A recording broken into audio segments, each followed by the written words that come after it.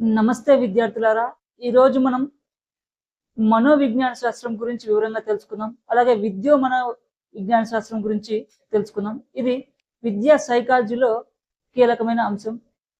మనోవిజ్ఞాన శాస్త్రం అంటే మనిషి మనసు, ప్రవర్తన, భావోద్వేగాలు, అభిప్రాయాలు మరియు జ్ఞాపకాల గురించి అధ్యయనం చేసే శాస్త్రం.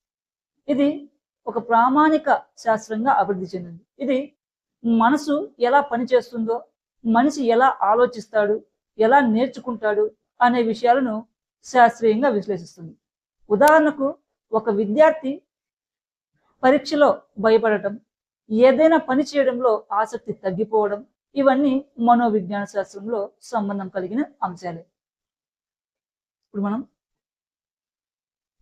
మనోవిజ్ఞాన శాస్త్రం అర్థం గురించి తెలుసుకున్నాం. Meaning of educational psychology.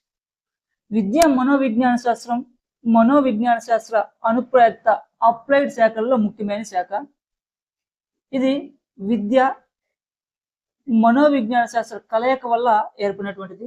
మనోవిజ్ఞాన శాస్త్ర సిద్ధాంతాలను, పరిశీలన పద్ధతులను, ఉపగమాలను విద్యా విషయాలకు అన్వయించి అధ్యయనం చేసే శాస్త్రమే మనోవిజ్ఞాన శాస్త్రం.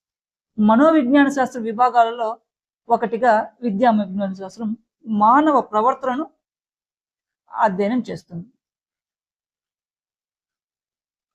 విద్య ఉద్దేశాలను, లక్ష్యాలను, గమ్యాలను వివరించదు.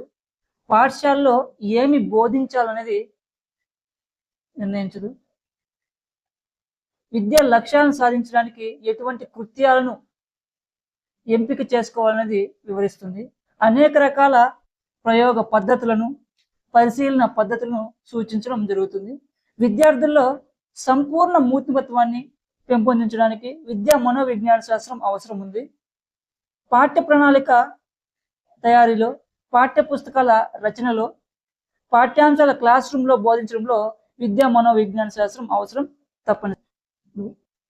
మనోవిజ్ఞాన శాస్త్రం స్వభావంలో మనోవిజ్ఞాన శాస్త్రం అంటే విద్యకు సంబంధించిన విజ్ఞాన శాస్త్రం. మనోవిజ్ఞాన శాస్త్రం సిద్ధాంతాలను, సూత్రాల సహాయంతో చక్కగా అమరిన, శాస్త్రీయమైన, విశ్వవ్యాప్తంగా ఆమోదం పొందిన సత్యంతో కూడిన శాస్త్రం. మనోవిజ్ఞాన శాస్త్రం జీవితంలోని అన్ని దశల్లో కనిపించే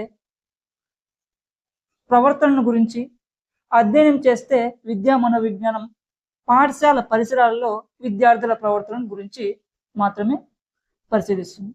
అభ్యాసకుల ప్రవర్తనను అధ్యయనం చేయడంలో శాస్త్రీయ విధానంలోని అన్ని ప్రక్రియలను ఇది వినియోగించుకుంటుంది. మనోవిజ్ఞాన శాస్త్ర స్వభావం మానవ ప్రవర్తనను అధ్యయనం చేసే అనుకూల శాస్త్రం. ఇది అన్ని శాస్త్రాల్లాగే వర్ణించడం, నియంత్రించడం, ప్రాగుతికం చేయడం లాంటివి చేస్తుంది. నిత్యం సత్యాన్వేషణలో ఉంటుంది. ఈ రోజు రాబట్టిన సిద్ధాంతాలను ఖచ్చితమైనవి, స్థిరమైనవి అని నమ్మకుండా కొత్త కొత్త పరిస్థితులను, సవాళ్లకు అనుగుణంగా మారుతుంటాయని నమ్ముతుంది. ఈ మనోవిజ్ఞాన శాస్త్ర స్వభావం మనోవిజ్ఞాన శాస్త్రం నోటి మాటలను నమ్మకుండా విషయాలను స్వయంగా పరిశీలించి విశ్లేషించిన నిర్ణయాలను రాబడుతుంది. విద్యారంగంలో ప్రవర్తనను వివరిస్తుంది, విశ్లేషిస్తుంది. గతంలో ఈ మనోవిజ్ఞాన శాస్త్ర స్వభావం తీసుకున్నట్లయితే గతంలోని అంశాల జోలికి పోకుండా ప్రస్తుత కాలంలో జరుగుతున్నటువంటి విషయాలపైనే తన దృష్టిని కేంద్రీకరిస్తుంది. మనం మనోవిజ్ఞాన శాస్త్రం అర్థం, స్వభావం తర్వాత మనోవిజ్ఞాన శాస్త్రం పరిధి గురించి తెలుసుకున్నాం. విద్యారంగంలోని సమస్యలను పరిష్కరించడానికి ఉద్దేశించిన మనోవిజ్ఞాన విభాగంగా చెప్పడం జరుగుతుంది. ఈ మనోవిజ్ఞాన శాస్త్రం విస్తృతంగా పరిశోధన సాగిస్తుందన్నారు.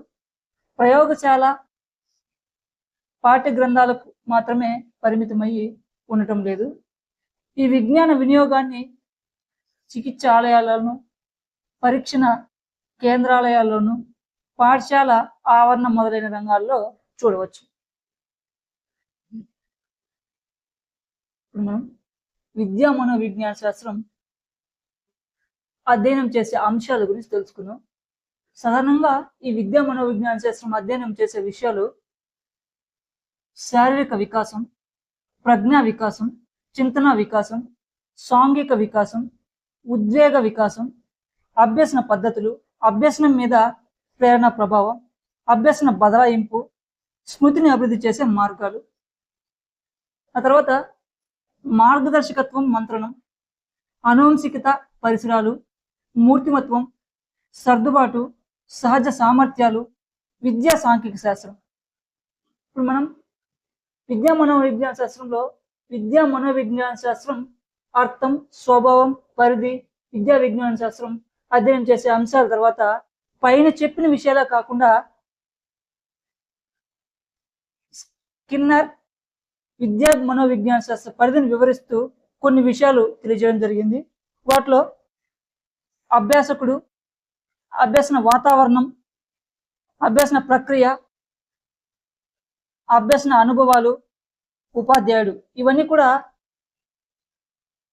విద్యా మనోవిజ్ఞాన శాస్త్ర పరిధిని వివరిస్తూ స్కిన్నర్ చెప్పినటువంటి ప్రత్యేకమైన విషయాలు.